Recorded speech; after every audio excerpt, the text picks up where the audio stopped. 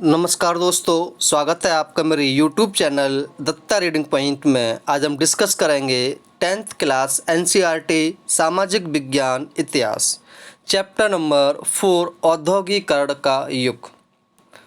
इससे पहले हम कुछ चैप्टर से कर चुके हैं। अगर आप चैनल पर नए हैं तो सबसे पहले आप इसे सब्सक्राइब कर लीजिए ताकि आपको और भी वीडियोज़ मिल सकें। आज हम समझने की कोशिश करेंगे कि औद्योगिकरण को फिगर के माध्यम से, मैपिंग के माध्यम से, परिभाषाओं से, शब्दावलियों से जानने की कोशिश करेंगे। चलिए शुरू करते हैं। औद्योगिकरण का युग यानी कब से स्टार्ट हुआ और क्या क्या प्रभाव पड़े। अगर हम बात करें औद्योगिकरण से पहले से भी हमारे यहाँ या कहें कि यूरोप में बहुत तेज काम होता था, लेकिन काम जो होता था वो घरों में होता था, यानी हाथ से बनाई हुई वस्तुओं का प्रचलन था। औद्योगिकरण आने के बाद मशीनीकरण का विकास हुआ और उद्योग तेजी से बढ़ने लगा। तो देखते हैं कि कौन कौन सी चीज़ों पर इसका प्रभाव पड़ा। औद्योगिकरण आने से तकनीकी प्रगति, आविष्कार, आधुनिकता का काल इसको कहा जा सकता है कि जब औद्योगिकरण स्टार्ट हुआ तेजी से तो हमारे पास टेक्नोलॉजी, नए नए आविष्कार होना स्टार्ट हो गए। मशीनीकरण, मशीनियों व कारखानों का विकास।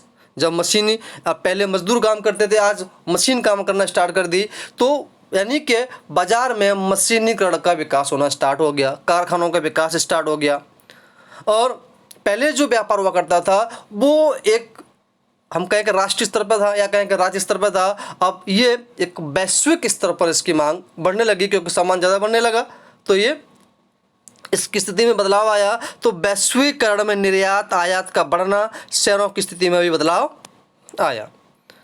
वहीं निर्माण कार्य, गगनचुंबी इमारतें, पुल, मीनार, सड़कों का निर्माण होने लगा। जब उद्योग तेजी से बढ़ा, मशीनों का आविष्कार हुआ, नई नई चीज़ें बनी, तो बड़ी बड़ी इमारतें, बड़े बड़े पुल, बड़े बड़े मीनार, सड़कों का निर्माण नई टेक्नोलॉजी से होना स्टार्ट हो गया क्योंकि मशीनीकरण का दौर आ चुका था। आपने देखा होगा पहले जो मजदूर काम करते थे फावड़े से कोई चीज़ कर रहे हैं तो बहुत दिन लगाते थे, मशीन आधे घंटे में काम कर देती है। और उसी समय रेलवे और बासपोतों का भी विकास हुआ कि जब ये औद्योगिकरण चल रहा था। इससे पहले के हम काल को हम बात करें तो हम उसको बोलते हैं आदि औद्योगिकरण, जिसमें घरेलू सामान घर पर बनाए जाते थे। लेकिन आज क्या हुआ, उस समय जब औद्योगिकरण स्टार्ट हुआ तो उस समय एकदम मशीनों की बाढ़ सी आ गई और बड़ी तेज़ी से उसका विकास होना स्टार्ट हो गया। महंगाई का बढ़ना, श्रमिक और किसानों की यूनियन बनाना, परंतु श्रम और दाम सही मिलने पर भी क्रय शक्ति का न बढ़ पाना, ये भी एक समस्या अपने आप में उत्पन्न हो गई जब इंडस्ट्रियलाइजेशन का डेवलपमेंट हुआ। वहीं शहरी दस्तकारी और व्यापारिक गिल्ड्स क्या होता था? गिल्ड्स जो होते थे उत्पादकों के संगठन हुआ करते थे। अब देख लेते हैं गिल्ड्स क्या करवाते थे, गिल्ड्स के क्या कार्य हुआ करते थे। गिल्ड्स जो हुआ करते थे कारीगरों को प्रशिक्षण, जो कारीगर होते थे उसको ट्रेनिंग दिया करते थे। प्रतिस्पर्धा और मूल्य तय करना कि क्या कंपटीशन बढ़ाना और इसका मूल्य तय करना, क्या मूल्य रहेगा। उत्पादकों पर नियंत्रण, जो प्रोडक्शन करते थे उस पर उनका पूरी कंट्रोलिंग थी। वहीं व्यवसाय में नए लोगों के आने को रोकना और एकाधिकार, यानी कि व्यवसाय में कोई नया व्यक्ति ना आ पाए, उनको रोकना इनका प्रमुख कार्य हुआ करता था। शासक द्वारा खास उत्पादकों के उत्पादन व व्यापार पर एकाधिकार इन्होंने जमा रखा था। वहीं कुछ घटनाएं देखते हैं यहाँ पर। 1600 ईस्वी में ईस्ट इंडिया कंपनी में भारत का आगमन हुआ। कंपनी आ जाती है और ये अपना कारोबार करना स्टार्ट कर देती है। 1730 में इंग्लैंड में फैक्ट्रियों की शुरुआत हुई, यानी कि हम कह सकते हैं कि औद्योगिकरण का दौर शुरुआत हो गया। 1760 में ब्रिटेन ने अपनी सूती मिलों की खपत के लिए कपास का आयात करना प्रारंभ कर दिया और 1764 में स्पिनिंग जेनी का आविष्कार हुआ, ये जो किया जेम्स हरग्रीव्स। 1767 में रिचार्ड आर्कराइट द्वारा सूती कपड़ा मिल की रूपरेखा तैयार की गई और 1781 में जेम्स वॉट द्वारा स्टीम इंजन का आविष्कार व पेटेंट हो गया। 1785 में कार्टराइट ने बिजली से चलने वाले करघों का आविष्कार किया जो भाप का इस्तेमाल काटने और बुनने के लिए किया करते थे। तो ये पूरा का पूरा जो दौर था ये औद्योगिकरण के दौर में ही चल रहा था। 1830 से 40 तक द्वारा टैगोर द्वारा बंगाल में 6 संयुक्त उद्यम कंपनियों की शुरुआत हो गई। कहाँ? भारत में। 1840 ईस्वी में औद्योगिकरण के पिछले चरण में ब्रिटेन अग्रणी उत्पाद बनकर के उभरा और 1850 में लंदन में रेलवे स्टेशन का विकास होना शुरू हो गया, विकास हुआ। 1854 में मुंबई में पहली बार कपास मिल, कपड़ा मिल की स्थापना की गई और 1855 में बंगाल में पहली जूट मिल खुली, यानी कि भारत में भी औद्योगिकरण का विकास शुरू होना हो गया। 1860 में अमेरिकी गृह युद्ध से कपास की आमद बंद और कानपुर में एल्गिन मिल खुली। 1861 में अहमदाबाद में पहली कपड़ा मिल की स्थापना की गई। कभी कभी कुछ पूछा जाता है कि 1861 में पहली बार कपड़ा मिल कहाँ खोली गई, तो वो अहमदाबाद में।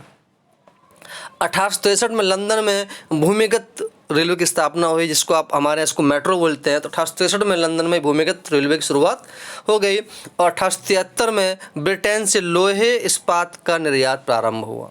1874 में मद्रास में पहली करगा मशीन उत्पादन प्रारंभ हुई और 1900 में E.T. पॉल म्यूजिक कंपनी ने किताब प्रकाशित की, जिसकी जिल्द पर तस्वीर में नई सदी के उदय का ऐलान था कि नई सदी का उदय होने वाला है, ड्रॉन ऑफ सेंचुरी।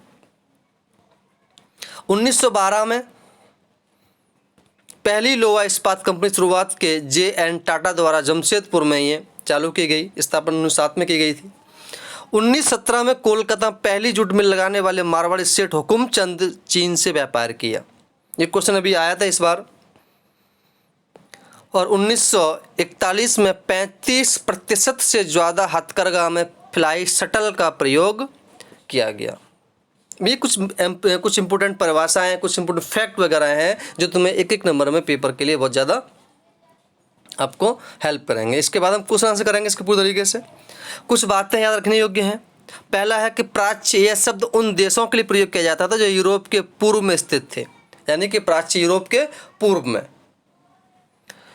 पूंजी यह मुद्रा की बड़ी मात्रा है जिसका निवेश किया जाता था या व्यापार या उद्योग में इस्तेमाल किया जाता था।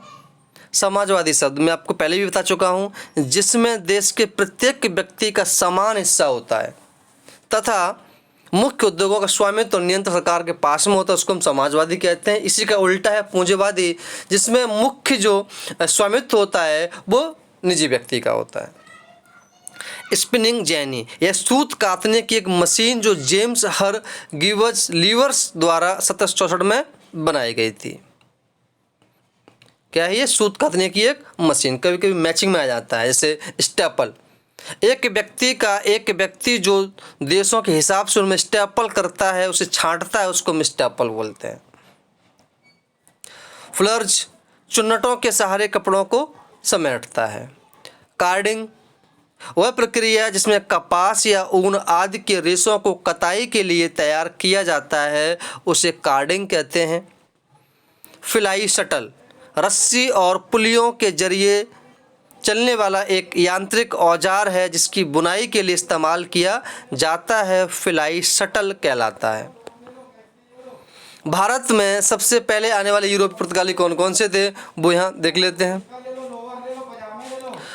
नए आविष्कार और आविष्कारक फ्लाई शटल जॉन के, भाप इंजन न्यूकामैन और James Watt, spinning jenny James Hargreaves. तो ये कुछ इंपॉर्टेंट फैक्ट थे जो आपको बहुत हेल्प करेंगे। अगर आपको वीडियो अच्छी लगी हो तो आप इसे लाइक करें, दोस्तों में शेयर करें। धन्यवाद।